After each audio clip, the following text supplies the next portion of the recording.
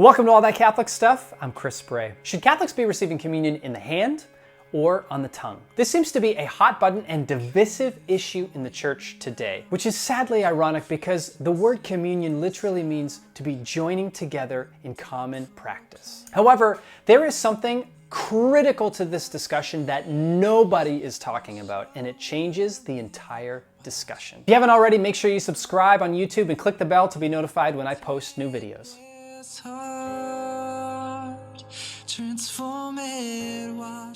Most Catholics in North America don't actually realize that communion on the tongue is the norm in the Catholic Church today, meaning that this was the traditional accepted practice for hundreds of years around the world until the late 20th century at the request of several bishops. There are still countries who have not appealed to Rome for the exception to receive communion in the hand, and so they only receive on the tongue. Many Catholics today take for granted, because of the culture that they have been brought up with, that receiving in the hand is the cultural norm in North America, and they don't give it a second thought. Unless you are dialoguing with a schismatic Catholic, the argument is not whether or not receiving in the hand is an acceptable practice today. In North America, the Church has approved both receiving on the tongue and receiving in the hand as acceptable practices. Now, full disclosure, I love receiving Jesus on the tongue. For the last decade of my life, I've received Jesus almost exclusively on the tongue. I love how it sets my inward disposition into a place of reverence and intentionality of what it is that I'm doing and who it is that I'm receiving. At the same time, I have great friends who are much holier than I am who receive in the hand because that is the practice that they have been culturally conditioned to do. And this gets at the real solution of this issue today. I want to address some of the arguments against receiving communion in the hand. The first argument is that our tongue is holier than our hands. Really? Do we actually believe that? On a fundamental level, are our tongues holier than our hands are? Probably not. Did Jesus give communion on the tongue at the Last Supper? No, in Luke chapter 22, we don't see any evidence from Scripture that they received on the tongue. This tradition and this practice was developed after Christianity was already set into motion. And we can see evidence of this in the writings of the early church fathers. Receiving on the tongue is a beautiful tradition, and it's my preference. However, does Jesus need for us to receive him on the tongue because somehow our tongues are holier than our hands? No. In fact, in many cases, it's those very same people who are choosing to receive on the tongue who are spewing vile judgments and hatred towards those people who validly choose to receive in the hand. Let's remember something important, that this practice is for our benefit, to aid our inward disposition, not because Jesus needs it. Argument number two, that by receiving in the hand, Jesus will be trampled on. I am all for maintaining the sacredness of the host. It saddens me when I see and witness the Eucharist falling to the floor, and even worse, being trampled upon. And that is a good reason to consider promoting receiving on the tongue. But the key word here is promoting. But again, these practices are for our benefit, not for Jesus's. Jesus was beaten, he was tortured, he was mocked, he was ridiculed, and he was nailed to a cross and suffered for us. He willingly endured this. And not only that, but as a human, he would have hair follicles that would fall out. He would have dead skin cells that would fall to the ground that those around him would most likely be stepping and trampling on. In humbling himself and by coming to earth, God was in a certain sense okay with a certain level of humility. Ultimately, the church has discerned the practice of receiving communion in the hand and has permitted this practice. Perhaps there will be a time, though, when this discipline, not a doctrine, a discipline, will be developed or changed or altered. And if that's the case, then as faithful Catholics, we are to adhere to what the church presents to us as the best way for us to practice our faith. And we will faithfully comply in joyful obedience. And until such time, let us not go beyond what the church has permitted. If the church has permitted this practice and this discipline, who are we to tell others what they can and cannot do? And who are we to judge them for choosing to receive in a particular form or method? And yeah, we can show them the beauty of a particular practice.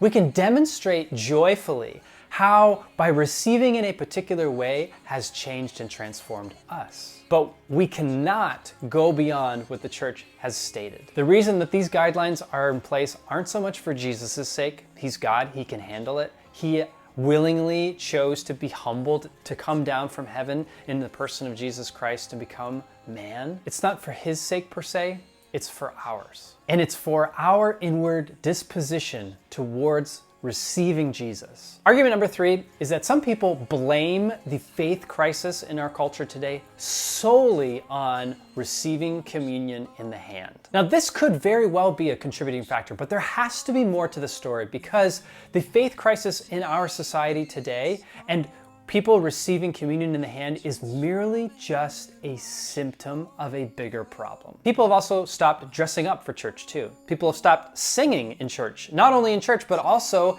in public places, even singing the national anthem, a non-religious practice. Many women have stopped the tradition of wearing a head covering.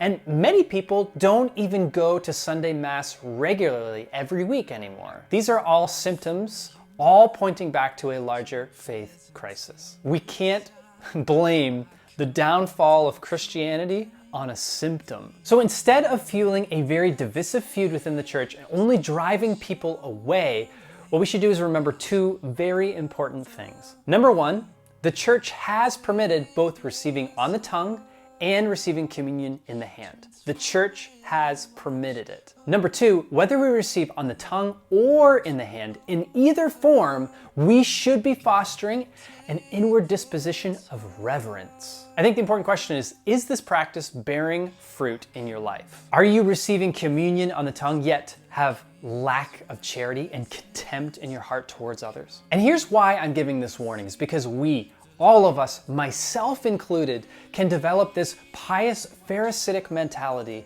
when we place the outward practice above the inward disposition. So what does that mean? When we are doing all of the right things on the exterior and yet do not allow our inward disposition, our love for God, to be changed and to be moved and developed by that, then we're doing it for the wrong reasons. The reason the church gives us these practices and these disciplines is to foster the right inward disposition towards God, to foster a desire for Him, to foster reverence and love and wonder and awe, for our faith to come alive on the inside of our hearts, so that when we do receive Jesus, whether in the hand or on the tongue, then we recognize the beauty and the mystery of our faith and the gift that we have in Jesus Christ. This is just an observation, but I have witnessed advocates for communion on the tongue only who have a vile attitude towards those who choose to receive in the hand, who are not outwardly joyful, who slander and gossip about their own community, their own parish, and their own priests, who have an elitist mentality,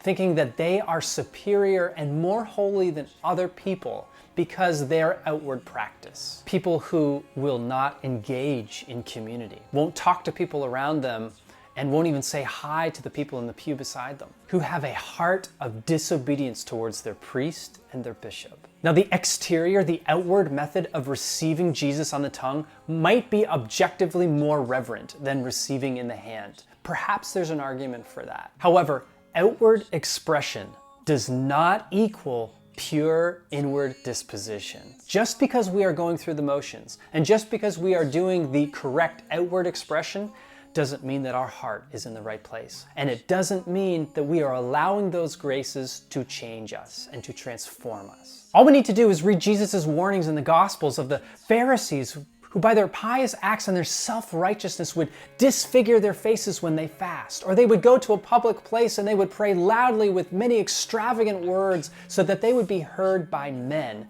And Jesus said, they have already received their reward. We, each and every one of us, has the potential to fall into this Pharisaic trap where we place outward piety above our inward disposition. And this creates very little opportunity for God to produce a real transformation of holiness in our hearts. So here's the solution. Jesus gives himself to us, gives us these sacramental graces to transform us. And if that is not happening, if we aren't surrendering ourselves to these sacramental graces to be changed and transformed, then we are doing it wrong. Everyone is so focused on the method, whether we should be receiving Jesus on the tongue or in the hands, that we've forgotten about why we're receiving him in the first place. Whether it is a mass celebrated in a Nazi concentration camp on an impoverished hand of St. Maximilian Kolbe as his altar, or whether it is in the most beautiful of cathedrals with stained glass and wood carvings and the most beautiful chant you've ever heard, Jesus is there and present in our midst. Now, let us have the humility and the inward disposition to receive him with reverence by whatever method the church has decreed permissible for us to receive him. Because we receive Jesus so that he can transform us from within. Which way do you prefer to receive the Eucharist? In the hand or on the tongue? Let me know in the comments below. If you haven't already, make sure you subscribe on YouTube and click the bell so that you're notified when I post new videos. I'd love for you to consider supporting my ministry so that I can continue to put out faith resources for people who need it the most. When you're a patron, you get access to my music and talks and faith resources. You can get all the details when you go to patreon.com/Chris Bray. Thanks so much, and God bless you. Would you come